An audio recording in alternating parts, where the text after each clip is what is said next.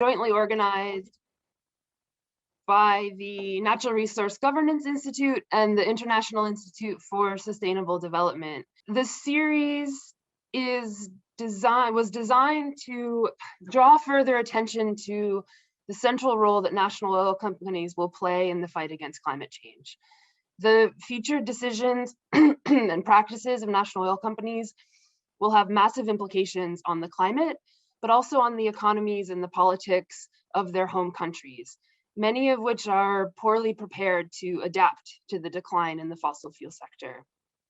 In the first webinar, we focused on the economic risks that many NOCs are taking in their oil and gas portfolios, how they're assessing and mitigating those risks, and how their investments in future oil and gas projects could impact their country's ability to adapt to the energy transition. In the second webinar, we looked at how national oil companies might adapt and invest in renewable energy and other sectors that might support the diversification of their economies. But speakers also posed pretty tough questions about which NOCs are well placed to actually make the pivot into renewables. For those of you who would like to watch those sessions, and they were excellent, there were speakers from national oil companies, from different experts. The recordings are available, and my colleagues will put the links in the chat right now. Today, we're going to take on a different question. What drives national oil company decision-making, and what are the implications of that for climate action? Given the very unique profile of national oil companies and the power that they hold in many countries, what factors might cause a national oil company to facilitate the energy transition rather than block it? What kinds of external strategies might work in pushing NOCs in this direction, and what obstacles might those efforts confront? The stakes are really high. National oil companies produce more than half of the world's oil and gas, and they're slated to spend $2 trillion on new oil and gas projects in the coming years. But despite this, they've received quite a bit less attention than privately owned companies in global discussions on climate change. I want to make a couple notes about the scope of our discussion today. In the previous two webinars, there was a lot of attention given to the great diversity among national oil companies. Today, we're going to talk mostly about the large national oil companies, the big producers, so such as those from Russia, China, the Persian Gulf, Brazil, Mexico, those national oil companies that contribute the most to global production, but also emissions worldwide. Even among these companies, there's lots of diversity, but that'll help us at least focus the discussion a little bit. Second, we also wanted to mention up front the kinds of behavior changes that we had in mind when designing this session. So these are the kinds of actions that national oil companies could take to help address climate change. The four main ones are: one, reducing emissions associated with oil and gas production, so scope 1 and 2 emissions. The second is strengthening national oil company investments in clean energy technologies. And as we discussed in the second webinar, that's more appropriate for some national oil companies than others. Third is reducing the money they spend on future oil and gas projects, especially those projects that are particularly carbon intensive or that carry high economic risks. This is probably the most difficult type of change, and the most important because it really cuts at the core of their business. And then the fourth is, not being a spoiler in either their countries or the world's efforts to decarbonize. This one's a little more amorphous, but we think this issue of vested interests and the challenges they can pose is really important, especially because of the political clout that many national oil companies possess. So our plan for today is to start with some initial reflections from this fantastic group of experts that we have today, and then move on and have some time to do some interactive brainstorming. Our first two speakers will draw out some lessons from their efforts to influence different types of companies, so not national oil companies, but we think that we can draw some inspiration and some ideas from their experience of what might work in pushing national oil companies to change. First up will be Laurie Vande, who will talk about her work with engaging and influencing privately owned international oil companies. Laurie is a senior campaigner at Oil Change International, where she works to move governments and financial institutions away from supporting the expansion of oil and gas. Previously, Laurie worked at Friends of the Earth Netherlands, where she led a climate court case against Shell. And congratulations, Laurie, and to your colleagues for the great success of that effort. Prior to that, she worked at the Overseas Development Institute as a climate and energy researcher focused on fossil fuel subsidies and energy access. Next will be Chido Mizundo, who will talk about her experience engaging South Africa's state-owned power company. So a state-owned company, but not an oil and gas company. Chido is an energy policy consultant with IISD's South Africa Energy Team. She holds degrees from Oxford and the University of Cape Town and works towards energy equity and shifting Southern Africa's reliance on dirty fuels to renewables. So after hearing from Laurie and Chido, we'll then turn to two experts on what makes national oil companies tick to share their initial reflections.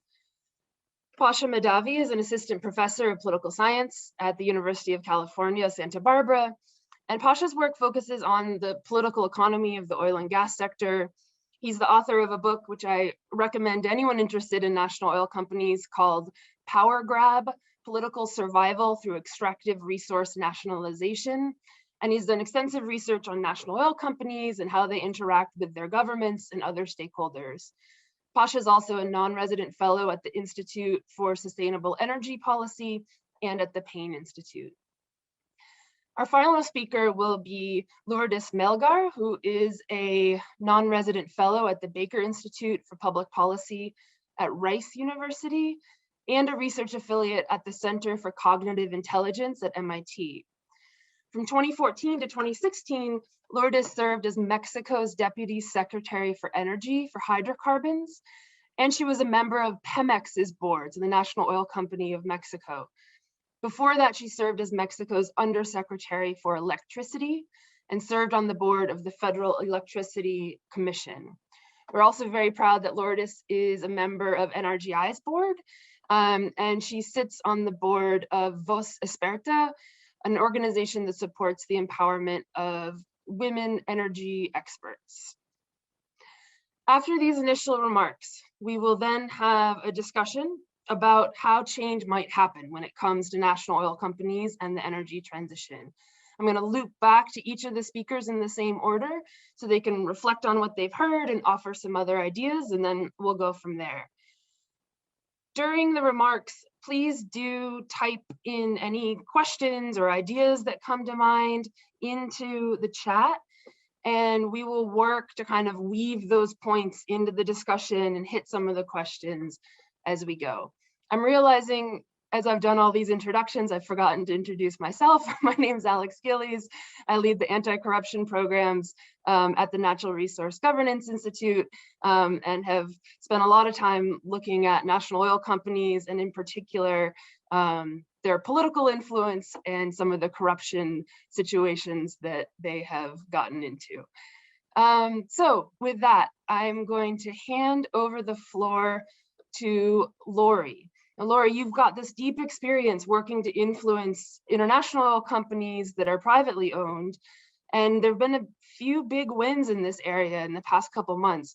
It'd be great to hear your thoughts on what tactics have worked and when to help kick off the conversation. Thanks a lot. Thanks so much, Alexandra, and hi everyone. Thanks also to IISD and NRGI for organizing this webinar. I've really been enjoying the previous sessions in this series, and I'm looking forward to today's discussion. So I'm going to talk about campaign and advocacy tactics used towards international oil companies like Shell and Exxon, and I'll share some lessons learned from this work. But before that, I'd like to reiterate why we're having this conversation. And I'm just going to ask Joachim if you can put up the slides. then and go to the second slide, then I'll talk a bit about the graph that I've included there.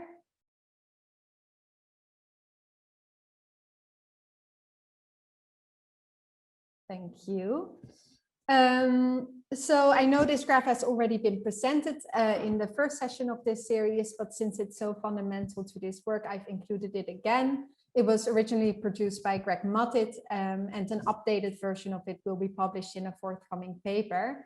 It shows that the emissions from coal, oil, and gas reserves in fields that are already operating or under development will already push the world beyond 1.5 degrees of global heating. And this means that staying below 1.5 degrees requires not only an immediate end to the expansion of fossil fuel production, but it also requires some fields to shut down before the end of their lifetime. And the IEA Net Zero report published in May confirms this and says that staying below 1.5 degrees means no more investments in new fossil fuel supply. This means that to meet climate goals and avoid stranded assets, getting governments and companies to plan for a managed phase out of fossil fuels is critical and a matter of urgency. And this is no news. For decades, campaigners have been focused on stopping fossil fuel expansion. And I believe that if one thing can be learned from these efforts, it is that, like in the case of the climate crisis, there is no silver bullet solution. I'd say that where oil companies have changed direction or are taking more climate action, that has happened thanks to a multitude of tactics used. And I'm going to talk about a few of those. So next slide, please. Next slide, please. So this all starts with research and analysis, and that then importantly gets combined with clear communication strategies to make sure that it also gets used by advocates for climate action. So next to research focused on mapping the climate impacts of oil and gas companies, including the climate impacts of national oil companies, investigative journalism has helped to expose lobbying efforts by oil companies, predominantly private oil and gas companies, that has been focused on weakening or preventing climate action. And next slide, please. At OCI last year, we published a report that we're currently updating that examines the climate plans from selected oil and gas companies against 1.5 degree pathways. And this analysis that we published last year also covers two national oil companies, Equinor and Repsol. And I'd say that this could also be replicated for other national oil companies too. The analysis that we did at OCI shows that while an increasing number of companies have adopted net zero targets for 2050 or carbon intensity targets, few have concrete plans for ending fossil fuel expansion or reducing oil and gas production this decade, which is so critical for staying below 1.5 degrees. Next slide, please.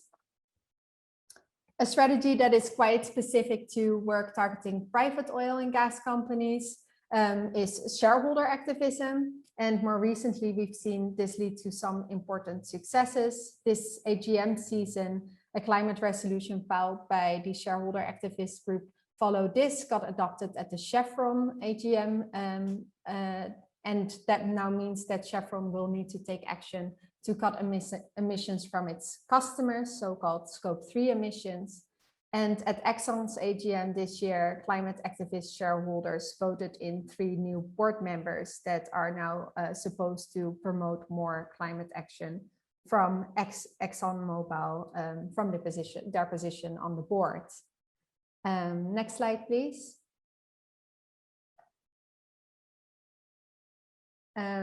So I am currently focused on stopping the money pipeline for fossil fuel production. And like in all of these different areas of work that I've highlighted thus far, we're using a combination of tactics in this work. So research, direct advocacy with governments and with the public finance institutions. We're also organizing direct action and op-eds from influential people launched alongside high-level events like the G7. And together with partners, I am currently also focused on leveraging the leadership that we're seeing from a small but growing number of governments and public finance institutions that are adopting policies to exclude fossil fuels from their public finance.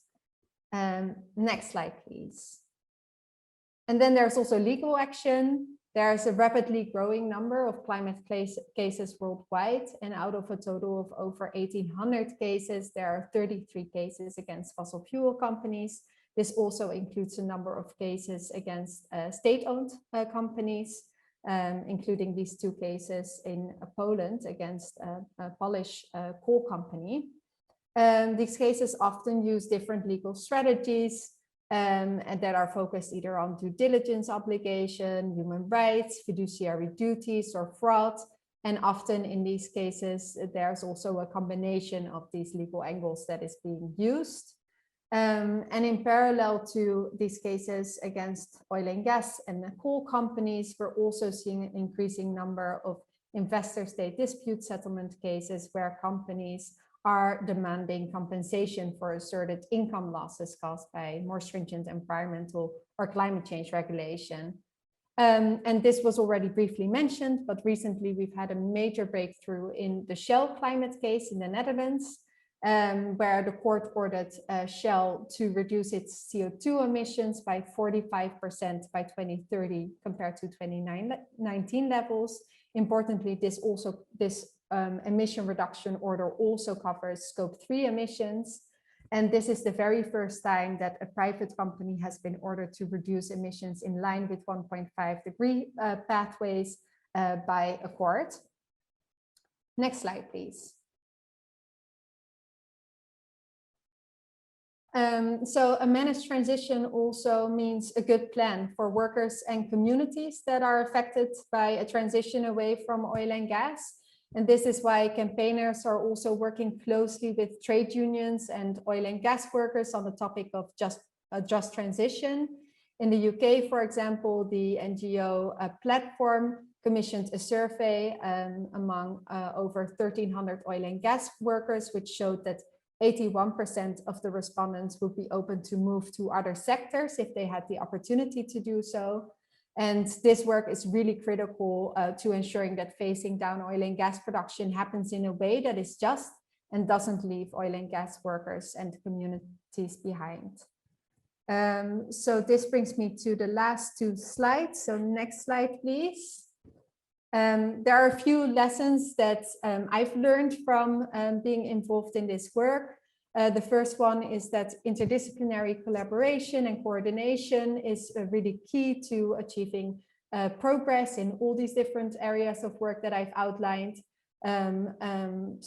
So scientists, researchers, campaigners, lawyers, communication experts, even theater producers, students can also work together to achieve change.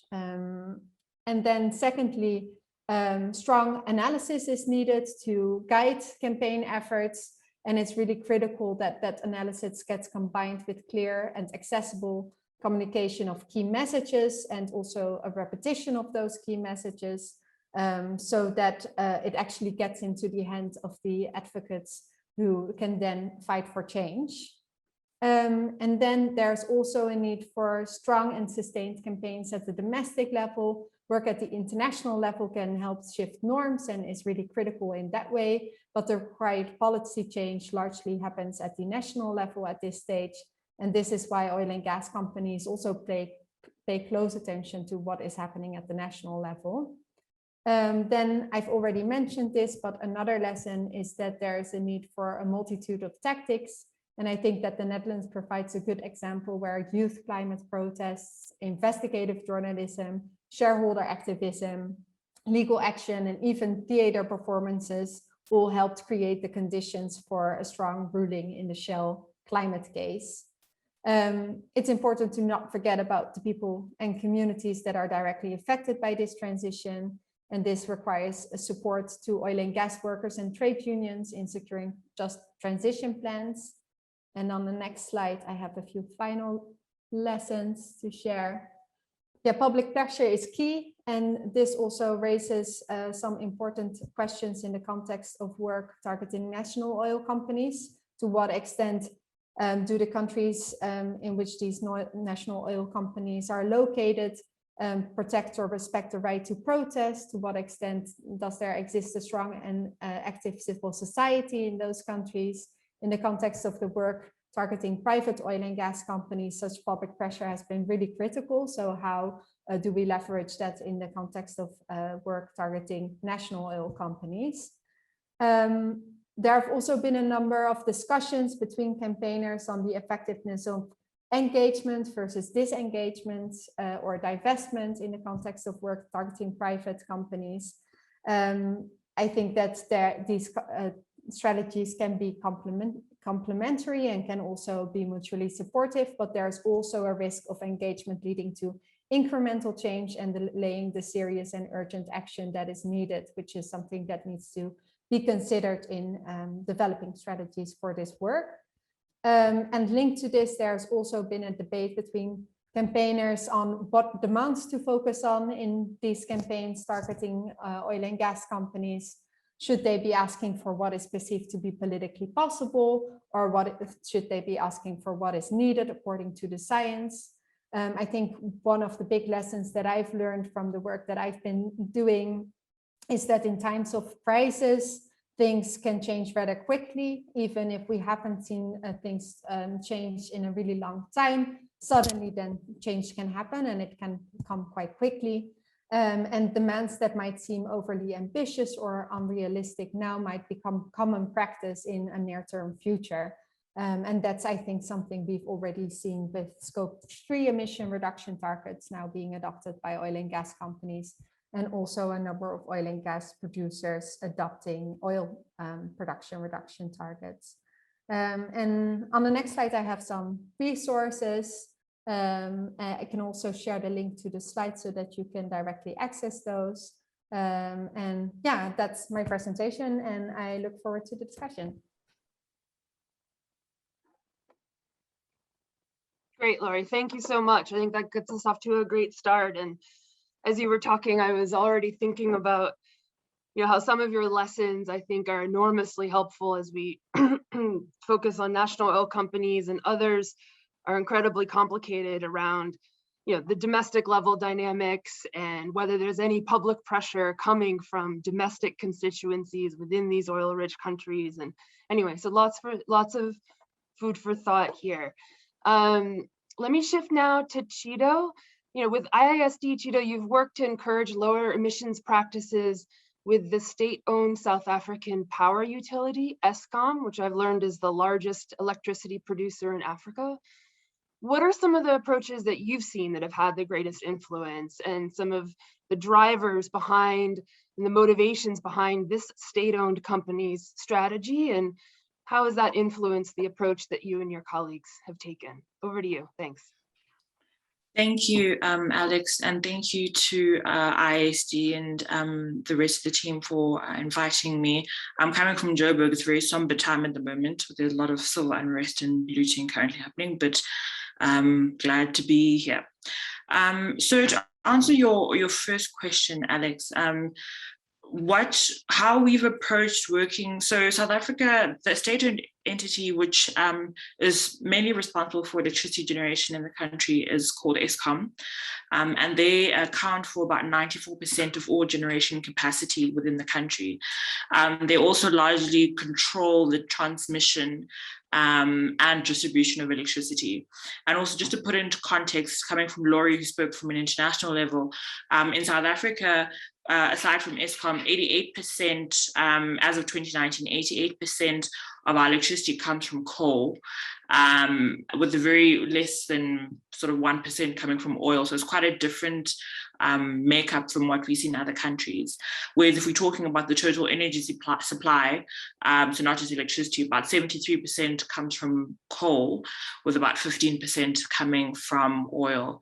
And so how we have to date sort of worked with Xcom, and I think an approach that's very has been successful to date really, is working with Xcom not sort of as an adversary, but publicly acknowledging where they are making some successful progress, where they are working to reform their practice, and then of course using that as an entry point to then say, this is where we think the utility could be doing better. And that's an important approach because as basically the sole provider of electricity in the country, there's a lot of negative conversations around Xcom and their continued focus on coal-powered energy. So of course, that can be quite, that's not very constructive when you want to open up a discussion about how we can help, to reform practice or to influence change.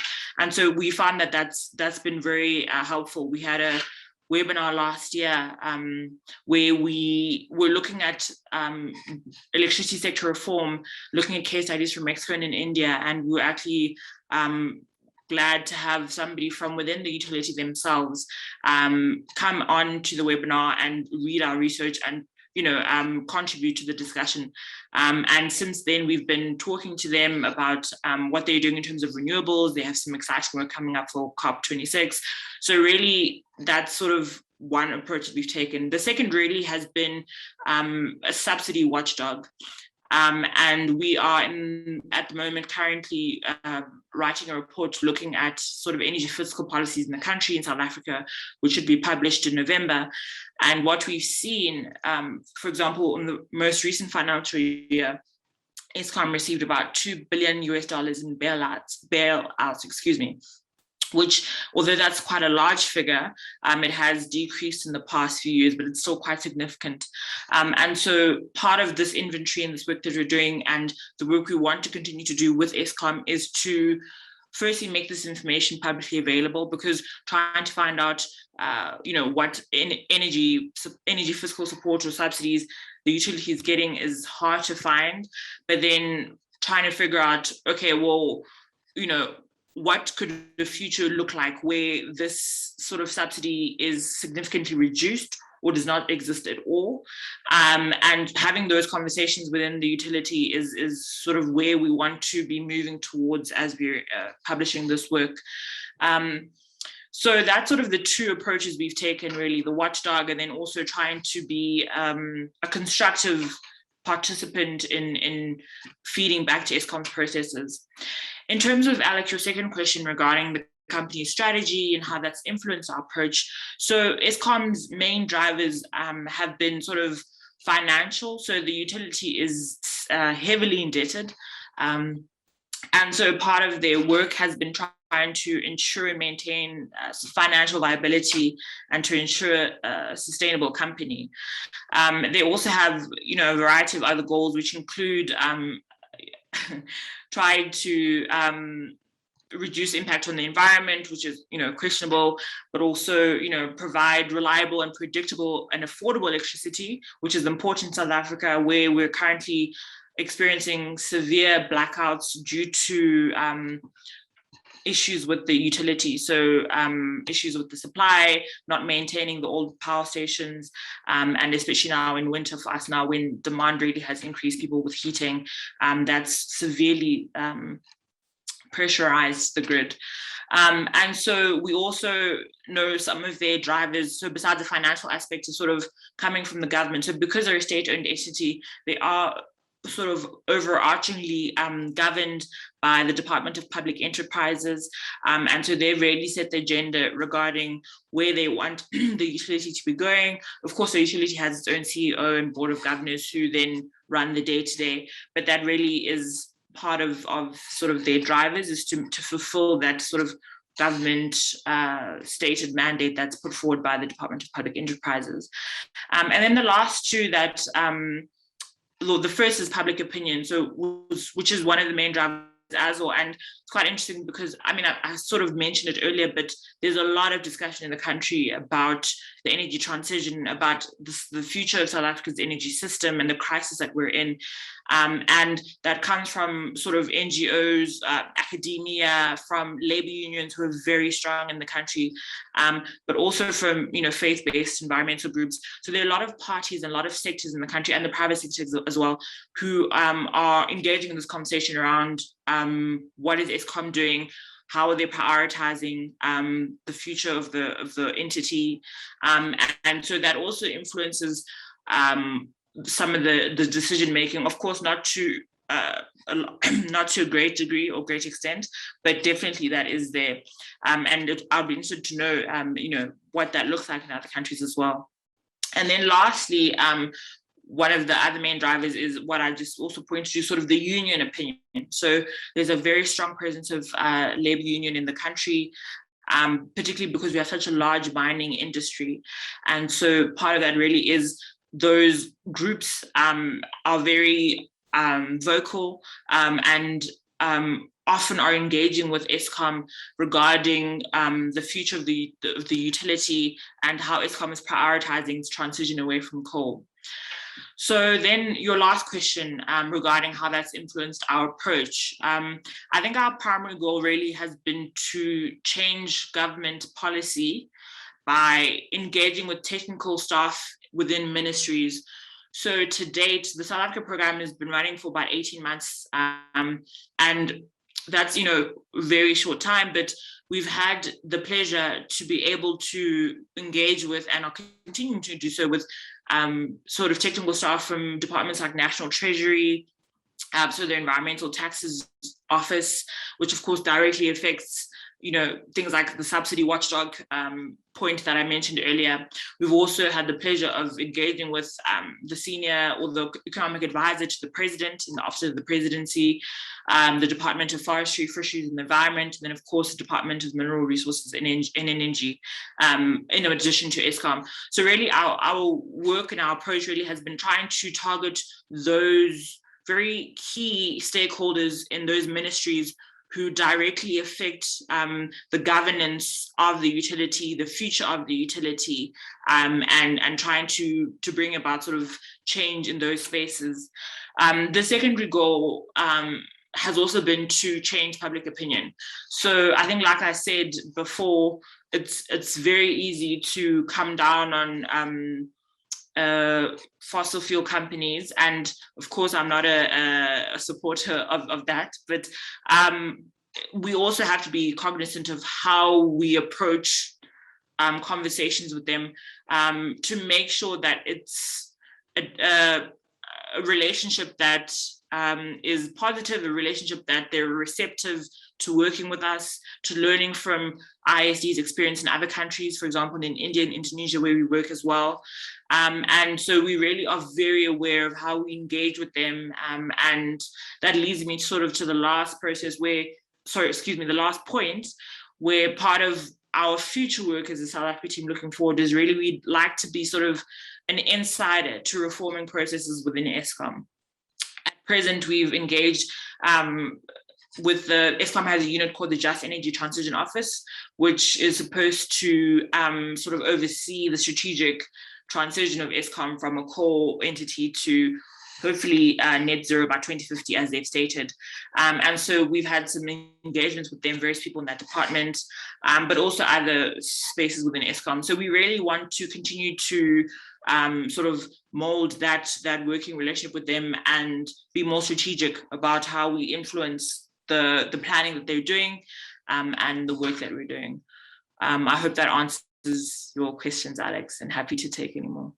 Great. That was great, Judah. Thank you. You covered a lot of ground, and I think there's some really instructive observations there, including about the different agendas and stakeholders that influence Xcom's behavior. I mean, I think there's some parallels to national oil companies when you have an indebted company. So of course it's concerned about its financial viability, but its government owners are one of the main sources of the financing it receives. So that's a very complicated relationship.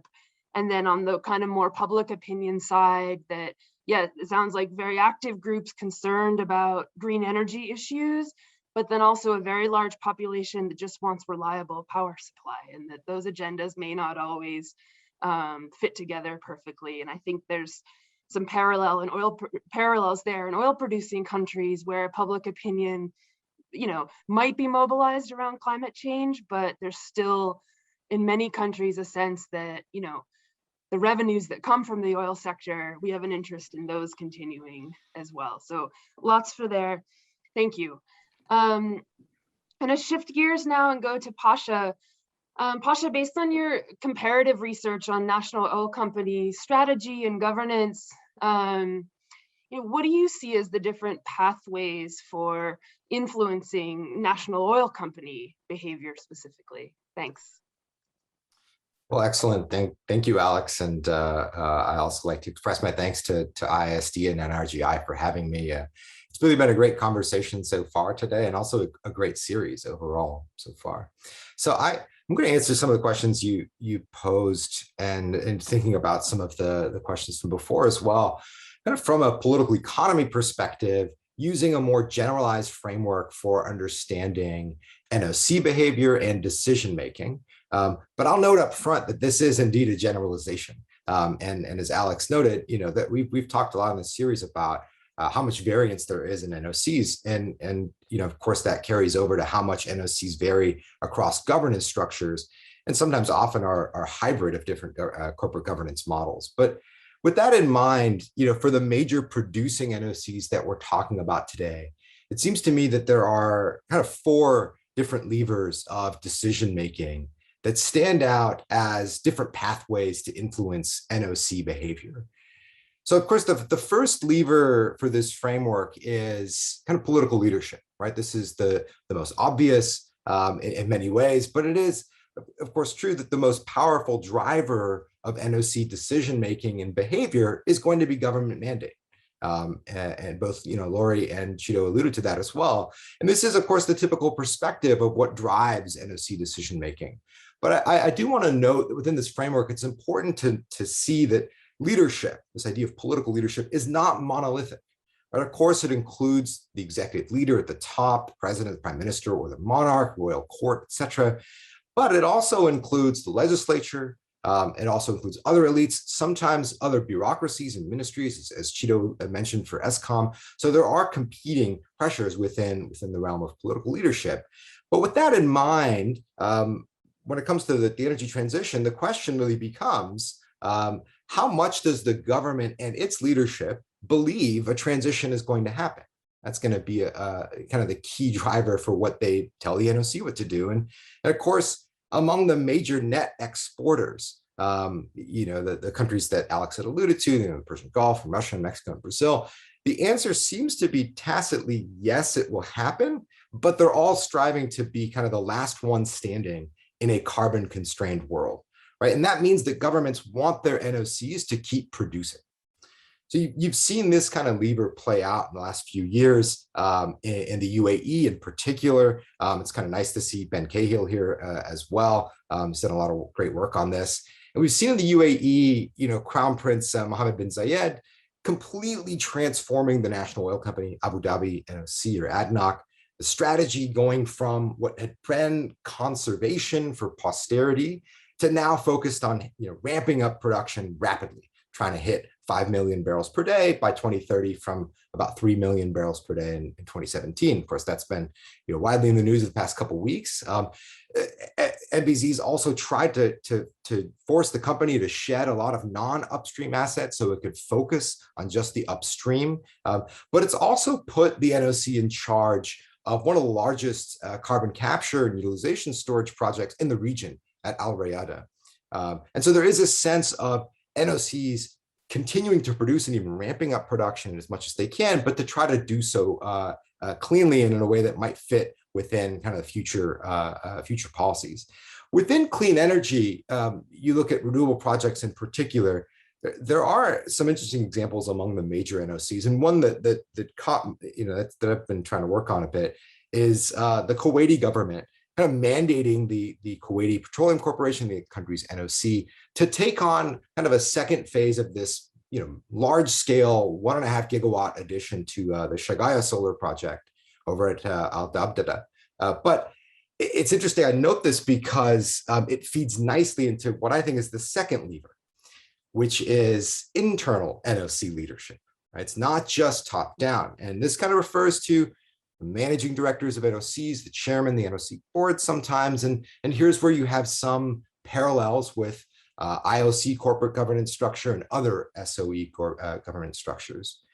And I raise this because it's important to see that government mandate is not everything. The NOC itself can drive government policy, especially given its political influence. Right? This is what political economists refer to as a classic principal agent problem.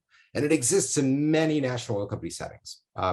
part of the reason for this also is again, that political influence. NOCs have their hands in almost every layer of a state's political economy. There's lots and lots of examples for this, but in terms of the energy transition, it's interesting to think about how this can work. And we've seen it work both positively and negatively. So on the positive side, you have an example like we have in Oman, something that came up in previous sessions as well, this ongoing development of the Mira 1 gigawatt solar thermal project for enhanced oil recovery. If you dive into the political economy of that project, you'll see that it was driven by internal interests of the NOC, the majority state-owned company, PDO, in their own effort to reduce enhanced oil recovery costs, but also to project a bit of what's been called soft power in the sense of international reputational benefits. So it's kind of a prime example of internal NOC levers pushing for change, in this case, pushing for renewable investment, really in order to sustain its own business model of continued oil and gas extraction. And of course, there's lots of negative examples of NOCs pushing back or overriding government mandate. And just with the Kuwait example that I mentioned before, just last June, KPC pulled out of the Dabdaba solar project. They basically told the government, look, we can't take this on. We won't take this on in today's market climate. And KPC is effectively, leaving Kuwait's only major solar development out to dry. So those to me are the two prime levers. But, the next two of the four figure less prominently, I think, in NOC decision-making, but it is worth considering kind of as possible frontiers in climate advocacy, as we just talked about before. And of course, the third lever is going to be domestic public pressure and non-petroleum industry pressure. Both Laurie and Cheeto noted important aspects of this. And with the major NOCs, what we've seen is not so much that this has been effective in urging NOCs to undertake a new strategy, but rather it has been effective in stopping NOCs from certain developments. An interesting example, you think about Iran's non-petroleum industry has pushed for some time to block the national oil company's ambitions for LNG exports, liquefied natural gas. And of course, LNG exports have been largely a failure for lots of reasons, but a big part of this is pushback from industry on the basis of needing gas for their own domestic industrial uses and electricity. And so it has been effective in some contexts, even where we might not expect it to. But there are limited examples, I would say, overall of domestic public and industry pressure working, especially in the major NOC contexts. They operate in places where oil just provides really the vast majority of government revenue. It drives the economy. And so there is an inherent challenge in kind of the role of non-state pressure on oil decisions. And it's interesting to note that even the most robust civil societies among the Middle East, the petrostate producers like Kuwait, Bahrain, and Iran, these countries tend to fare the worst in clean energy and environmental policies. That's kind of an interesting pattern. So the last thing I'll say is the fourth lever, which I'm happy to talk more about in a bit, which is the role of international pressure, right? Financing and investment, and kind of the general case for increased reliance on international finance, investments and partnerships with IOCs and service companies and trading companies. And this is going to be key for some, but not all NOCs, in particular those that need exploration to satisfy long-term demand, kind of like the UAE example. So to kind of wrap up, I'll say that all four of these levers exist in a connected web of governance and can in fact influence each other. And really that internal NOC lever is quite powerful. And even the most politically well-connected NOCs can diffuse their own internal interests onto key constituencies in the public. Cheeto had mentioned the role of unions, for example. We've seen that play a big role as well in terms of how they can get pressured by NOCs and within various levers of government. International pressure, for example, influences domestic public opinion and interests, and so on and so forth. And so it's not enough to say that change can come from above, that governments can simply tell NOCs what to do, but rather, as Laurie alluded to with the IOCs, I think a multitude of levers and pressures are needed to impact NOC decision-making and behavior. So I think I've exhausted my time, but I'll hand the conversation back to you, Alex. Great. Thank you, Pasha. I think you gave a very clear overview of some of the different levers, as you said, and I think that's a good framework for us to, use moving forward in the conversation. Let me shift now to Lourdes. Lourdes, you've seen up close the ways that governments and NOCs interact and make decisions about what investments to make and sustainability practices. What are some of the challenges involved in motivating a national oil company to support energy transition goals, and what are some factors that might help kind of deliver positive change in this way? Lourdes, over to you. So yes, thank you very much, Alexandra. Good morning, good afternoon, good evening, everyone. Thank you to IISD and to NRGI for inviting me to this fascinating conversation. And yes, this has been a tremendous series. So it is, I think it's great for me to follow up after Pasha, because as I was listening to him, I was thinking, if I had heard him a few years ago, I would have agreed with everything. But seeing what Mexico has been going through over the past few years, I guess there are a lot of lessons learned from how the energy transition path is taken, and what NOCs or do or cannot do in terms of accelerating or stopping the energy transition. So I'm going to get to something very obvious, but which is that the energy transition is not linear. And I think this is what we have seen in the Mexican case. Mexico sort of became one of the champions of the emerging economies in terms of trying to fight climate change and getting to climate agreements after we had COP16 in Cancun a few years ago. And for two governments in a row, climate change became something that was part of the discussion, at least of the discussion and the design of policies. And what we have seen with the arrival of President López Obrador is a backlash.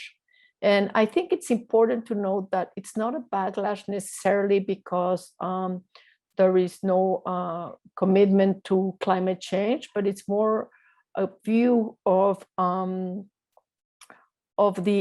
role that the oil sector plays in boosting national development. And it's also a view of how governments should run natural resources, and specifically, oil resources as a bastion of sovereignty, and also as a bastion for furthering economic development. So in this regard, issues related to the environment and to climate change mitigation become seriously, undermined as priorities. And so, in thinking about what the role is and how NOCs can be influenced, I think one of the issues, and I like very much what Pasha said about political leadership and the balance that you can have with different types of leaderships. That's true if you have different leaderships, powerful leaderships. But when you have a very strong president, as it is right now, the case in Mexico, where he has control of Congress and he has, a big influence over, over his ministers, his cabinet, it is very difficult to have a different view. And so I think the case of Mexico is really interesting to look at, in the sense of seeing what are the pieces that are needed, but also what are the things that you need to do to ensure that over time this will be sustained and that you're not going to just get a big backlash. So of course, the vision, the political will are essential, as is the policy that is derived from them, the regulations, and of course the regulators. And here you need independent regulators. And one of the things that we saw in the case of Mexico is that with the design of the energy reform, we established independent regulators for the energy sector, including one in charge of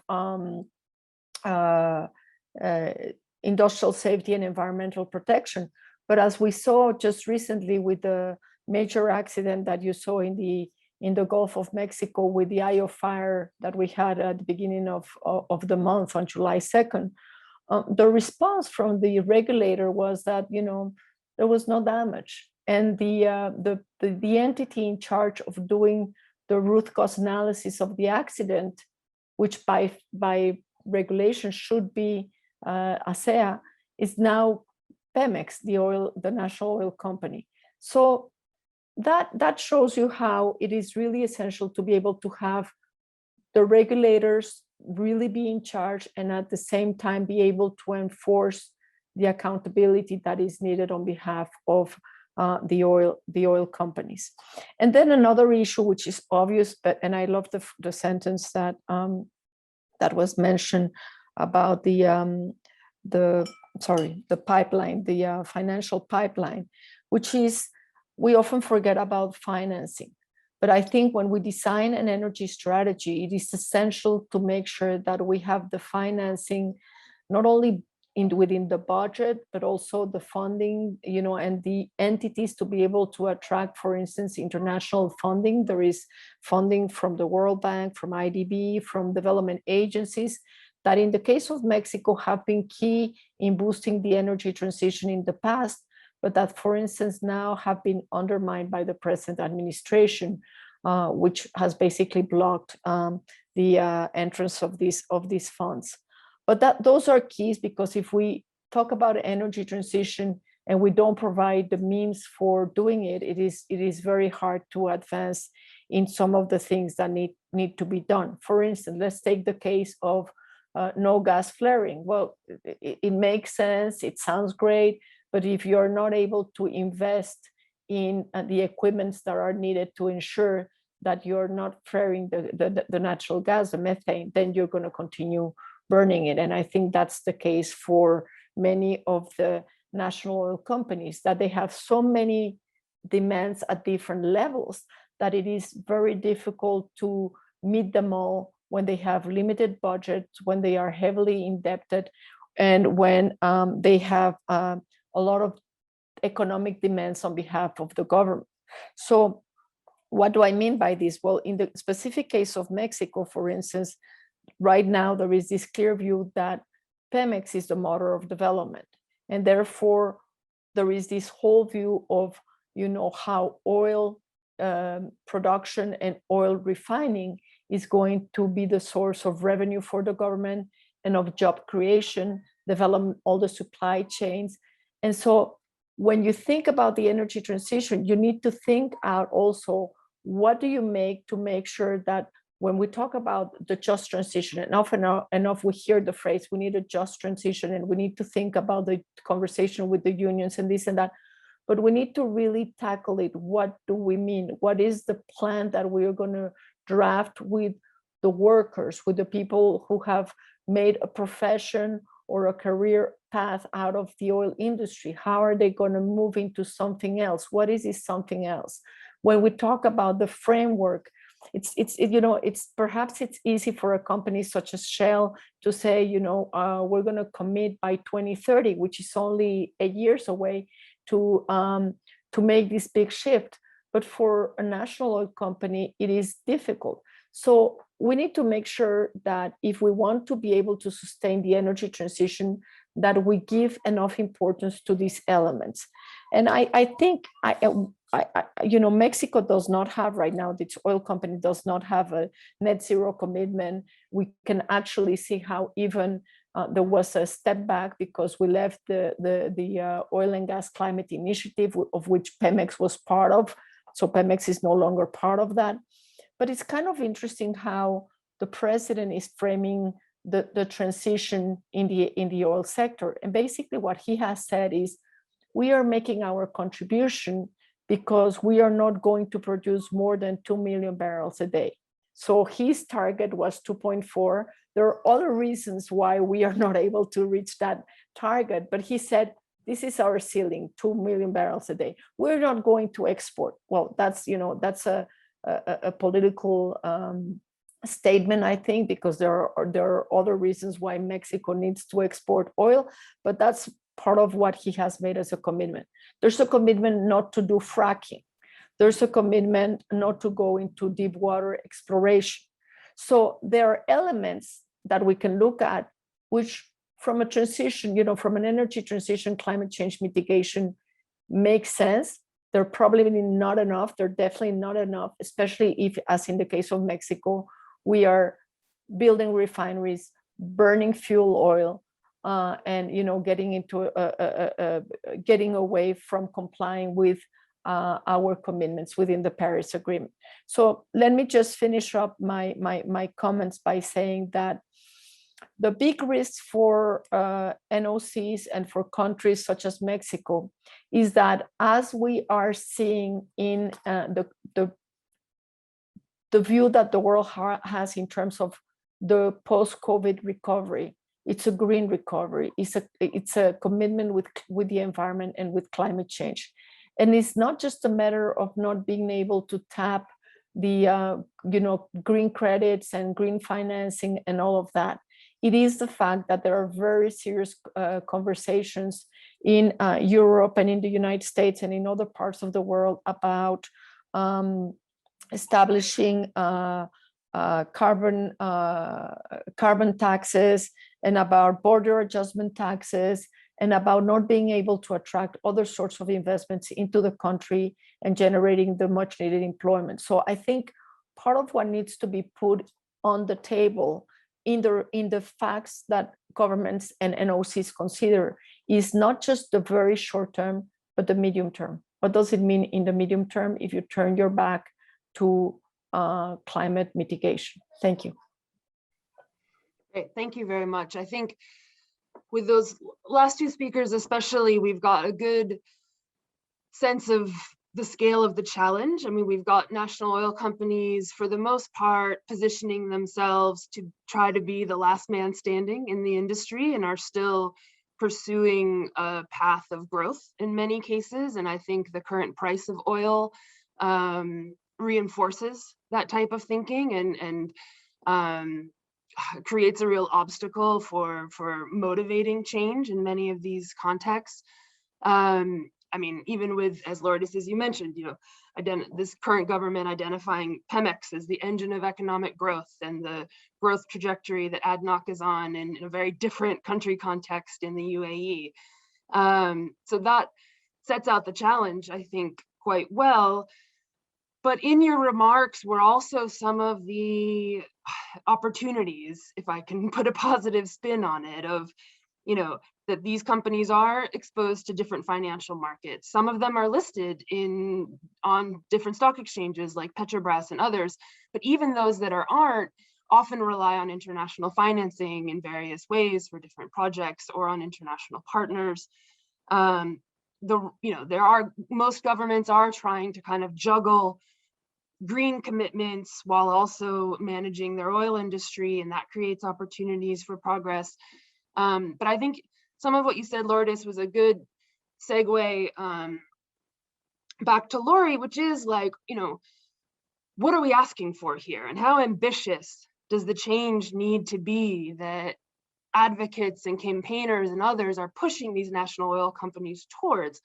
Because they're, just repeating what Laurie said, there can be incremental steps that sometimes feel feasible politically, especially given the challenges I just mentioned, but that pale in comparison to the scale of the challenge that we're facing globally in terms of the climate crisis. So I think we're getting into some of the real meat of what makes designing strategies in this space so difficult. So, we've heard this diverse range of reflections. I want to loop back to you, Laurie and Chito, just to give you a second to come in and reflect on what you may have heard from the other speakers. Thanks. Yeah, thanks.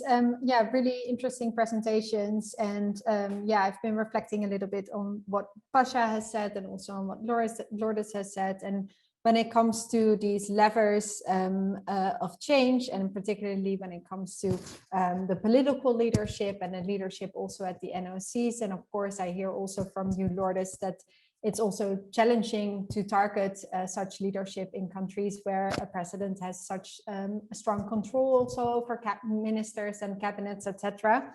Yeah, this reminded me of a campaign that OCI has been involved in, which has targeted political candidates and asked them to sign a pledge to reject support from fossil fuel companies for their campaigns. Yeah, I'm just wondering if this would be also a way of engaging the leadership, either in governments in countries that have national oil companies, or the leadership at the NOCs themselves, invite them to make personal pledges on their commitment to the energy transition, and to move beyond fossil fuels, or at least investigate how to make that move, what that should look like, what that means for workers, etc.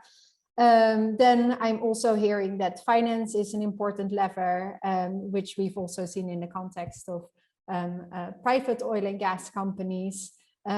This also means that as we're increasingly seeing finance institutions adopt restrictions for oil and gas finance, there is also a need for these institutions, as Lourdes was also mentioned, to also support economic diversification and help countries that are heavily reliant on revenue from the oil and gas industry diversify their economy so that they're less reliant on the industry and can make the transition. Yeah, this also brings me to one of the questions that I saw in the Q&A around the pace of change that we need to see in developing countries versus the pace of change that we need to see in the rich countries. There's a really interesting paper that was written by Greg Mottit and Shivan Karta that talks about an approach to a managed decline of oil and gas production that also takes into account equity principles. And that comes to the conclusions that from an equity perspective, it's the rich countries that have the biggest responsibilities for greenhouse gas emissions historically, and that have the resources, and those diversified economies that need to move quickest in phasing out oil and gas production. So if we look at the UNEP production gap report that says that we need to see a reduction in oil and gas production of respectively 4% and 3% annually between now and 2030 globally on average. That means that rich countries need to go faster than that, and developing countries can then comparatively move a bit slower. That said, the IEA report has of course concluded that there can be no investments in new fossil fuel supply from now on to meet 1.5 degrees. There was also an increasing body of research that shows the risks of extractive-based development, especially in the current political context and in the context of the climate crisis that we're currently in. Yeah, also even in the developing countries, we do need to say that change, but there's definitely an equity approach that needs to be taken there with the rich countries moving quicker. So those are a few initial reflections. I'll stop there. Thank you, Laurie. And yeah, I encourage you to look at the Q&A if you have a minute, or direct questions or comments amongst each other. Chito, any reflections or comments from you? Yes, thank you, Alex. I think I quite liked what Pasha and both, of course, Lourdes presented. Thank you for those presentations. I think what Lourdes spoke to regarding political leadership, and also Pasha, for us is quite tricky because we're in a situation where the president is quite ambitious regarding the transition away from fossil fuels, but the actual ministry responsible for that, the Department of Mineral Resources and Energy, is not as ambitious, and by and large is interested in pursuing other sorts of non-clean energy. So for me, I mean, this is not a question, but yeah, just a thought, I guess, for our countries. How do you align when the leadership themselves don't align? And what does that look like? Because, you know, the president only has so much power, but within the ministry, the minister is the one who sets out the energy plan for 5 years, you know, and who allow certain things to take place legislatively speaking. So I think for us, we've seen that's an issue and something that is a constant struggle. The president will be invited to the G7 summit as a visitor, will say certain things and make certain commitments, but then that doesn't trickle down to the ministry. And that's quite frustrating. I think also the point of financing also, I think we're also trying to currently sort of tease out what it looks like for an SOE which is heavily indebted to not only transition but also invest in renewable energy. And this links to a question that was posed in the Q&A about is Xcom going to move over to renewables and how soon? So sort of to answer that, the utility has expressed that they have an interest in moving over to renewables, but the pace at which that's going to take place is not publicly known. I would imagine the Just Energy Transition Office, which I spoke about, sort of is developing an internal strategy which will become available. So we don't know what that looks like. We know that they've said by 2050 they do hope to be net zero, but practically what that looks like, how they're going to manage to invest in new energy and address the issue of their current balance sheet, again, is very complicated. And there are a variety of options that are on the table. But again, what that's going to look like and the time frame within which that's going to happen, we are not sure. So there's a lot of, I appreciate your presentations. A lot of it sort of rings true for us. And there's a lot of uncertainty regarding the future of the utility and the future of them, I mean, with respect to renewables. But we, are working to contribute to that work. And we hope that they'll be willing to engage with a variety of stakeholders, as we know they are, and as we've already started to do so with them. So that those are just a few of my thoughts. Great, thank you, Chido.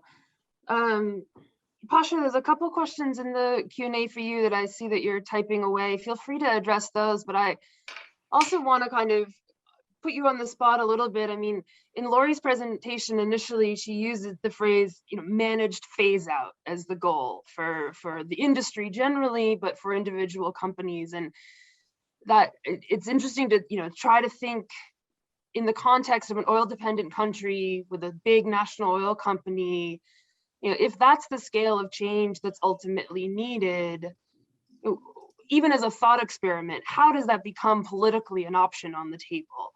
And are there any kind of, I'm just interested in your thoughts around, if that's kind of one of the end goals, what might be intermediate steps politically towards getting there? If you had any reflections, while noting that's an incredibly difficult question. No, it's a great question, and I'll also kind of share my praise for the other speakers, for Laurie, Chido, and Lourdes's thoughts. Learning something new every time we have these great series. So it is a difficult question, and I think for some governments they're going to keep going until they can't. I think there is a sense that they can remain, they can turn things around while staying committed to fossil fuels, right? And I think it's great that Lourdes kind of brought into this point about the difference between the short term and the medium term and even the long term, right? The UAE is a perfect example, right? They might see in the long run, they're not going to be able to produce oil anymore, and they're not going to be the absolutely lowest cost producer compared to the Saudis, for example. But what does that mean for the short term? Well, that means they're going to put a lot of their eggs in producing oil now and producing it as cleanly as possible, ramp up their ability to take market share at the moment, and then think about diversification, as Laurie had mentioned, to try to protect the economy. But of course, diversification away from oil is something these governments have been trying to do for 50 years. And it has not, by and large, succeeded the way that many have wanted to, especially for these major net exporters that we're talking about. So I don't have a great answer for how these governments are going to come to that point without kind of seeing the writing on the wall. And I think what you're particularly going to see is countries that are going to have a challenge in supplying longer term demand without any, with needing investment in exploration for the next 5 to 10 years. they're going to be the ones that can be most affected by climate advocates, right? They're going to be the ones that are going to rely on international finance and susceptible to the role of civil society. And I think there you'll start to see a bit of weakening and a managed phase out be taken seriously. But for those who don't have to do that, the Saudi Arabias of the world, the Russias of the world, there's not much that will change that opinion other than a complete demand shift. And so that puts the onus again on advocacy to change demand for fossil fuels and increase electrification, things like the clean electricity standard being talked about in Congress here in the US right now. Those are the kinds of pressures that can be put on, because it seems to me that demand side might be the only way to address some of those producers. Great, thank you very much. And I want to flag just one question that just came in the Q&A, which I think is really important, from an anonymous person, so I can't give credit, which is there evidence for a first mover advantage among NOCs to invest in diversification? And at the second webinar, we had a speaker from Denmark's national energy company, which I think is an example of a company that's reaped the benefits of having made the transition over the past decades. And to the, I think we need to explore more what are the opportunities for other national oil companies to make that pivot, while also being quite critical around which ones are well placed to do so. I mean, I think, Laurie put up the slide of her organization's evaluation of the different climate commitments by the IOCs. There does need to be a lot of careful reading of these climate commitments that national oil companies make, especially around renewables and diversification. Many have failed to turn a profit in the oil industry, even when prices were extremely high. And so will they be able to be effective actors in the renewable space? I think is, can't just be taken for granted in many cases. So I think that's a really crucial line where more research, more discussion is needed. Lourdes, let me let you come back in with any final thoughts that you have. Thanks. Yes, quite a few. Well, first of all, I think just getting to this last question, I do think that there is something to be gained if you are an early starter in the transition, especially if you're not, a low-cost producer.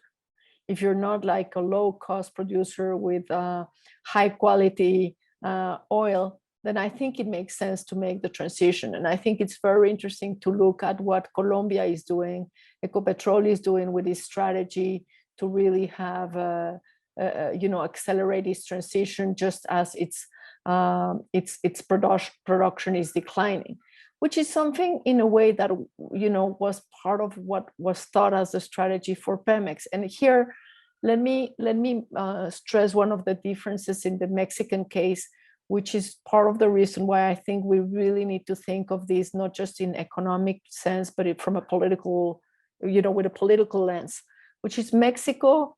It's a country that has been able to diversify its economy, or the oil sector represents less than 10% of its GDP. So it's not a petrolized country. We don't depend, our economy doesn't depend on oil, except in the mind of our president, who thinks that oil should be the motor of development.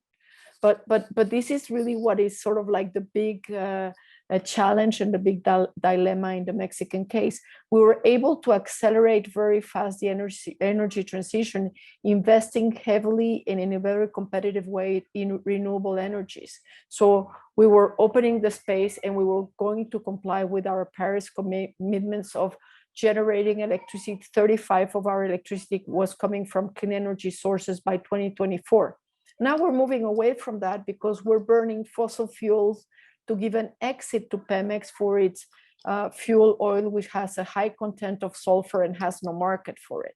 So I think, each country is different, and I don't know if there is, I cannot think of another oil country that has a similar situation such as Mexico, but I know there are, for instance, coal-producing countries that could have other alternatives and who have more diverse economy, like the case of Poland, for instance, but that for political and ideological reasons, if you want historical reasons, are betting on on coal or are betting on oil, as in the Mexican case. And here is where I would like to come to something that Laurie mentioned, which is this issue about raising the stakes, raising the cost of silence. In the Mexican case, we have one that I think is absolutely outrageous, which is the mayor of Mexico City, who wants to be our future president. She's already one of the selected candidates for the 2024 election. Well, she was part of the IPCC. She's a scientist who knows very well what climate change is and the impact this is having and the impact it is having on Mexico. But she's been silent about it. She's been supporting the policy of the government. And I think what is interesting about what has happened in Mexico is that government policy and this impact on promoting Pemex and allowing Pemex to not only impact climate change, but also the environment, has mobilized civil society. We have a civil society that is much more vocal, that is putting, not only putting proposals on the table, putting data on the table, but that is also bringing lawsuits. And there are several lawsuits against some of the changes in the legislation, in the electricity legislation that the government has promoted, to raise the bar and say, in the Mexican Constitution, health is a right, and energy, clean energy is a right because you're polluting the environment. So I think what is interesting is how we can have an impact by mobilizing all the different stakeholders, making them conscious of the impact that, for instance, burning fuel oil is having on the air that we are breathing. And for the first time in many years, Mexico City has had very high levels of pollution. And so, this is impacting our health as we are having a pandemic that impacts our lungs. So to make a very short story long, I agree with the strategy that Laurie has presented for IOCs, because I think it can also be used for NOCs in terms of the voice that society can have in pushing the government to change its policy. Thank you. Great, thank you, Lourdes. That brings us to the end of our time. And one comment in the Q&A was, this is such great fodder for discussion. What are the plans for taking it forward? NRGI and IISD decided to organize this seminar, and it was my colleagues Patrick Heller and Greg Muttet who were leading the charge, because it seemed important to bring together experts in oil sector governance, representatives of national oil companies, as well as climate change experts and advocates, to come together and exchange expertise, because it's interesting, but also because we all know we need to do more in this area, that national oil companies have a long way to go in terms of responding to the energy transition, if we're going to make progress in fighting addressing the production gap. I think what today's discussion and the others have really helped to do is not just remind us how difficult it is or how diverse these actors are, but really shed light on how we might tailor strategies to suit different political contexts and to suit different industries. I mean, as some of you have noted, there's higher cost oil in some countries than others. Some countries are more exposed to the oil market, more dependent on oil than others. And all of these observations can help us craft the kinds of strategies that might be more successful, depending on the country in question. So in parallel to the public seminars, we've been having working group meetings that have kind of talked about the implications of the discussions, and we very much intend to continue prioritizing this topic, learning from each other, but also shifting to conduct action, to take action, including research and analysis and advocacy, etc. And so we look forward to staying in touch with everyone who's joined us virtually over these past events. Thank you very much to the speakers today who've been really excellent, as well as those who've joined for previous sessions. And with that, it's my honor to kind of close out this series of the webinars and look forward to continuing to collaborate on this important topic of concern. Thank you very much and have a great rest of your day. Thank you. Thank Bye. you. Thank you very much.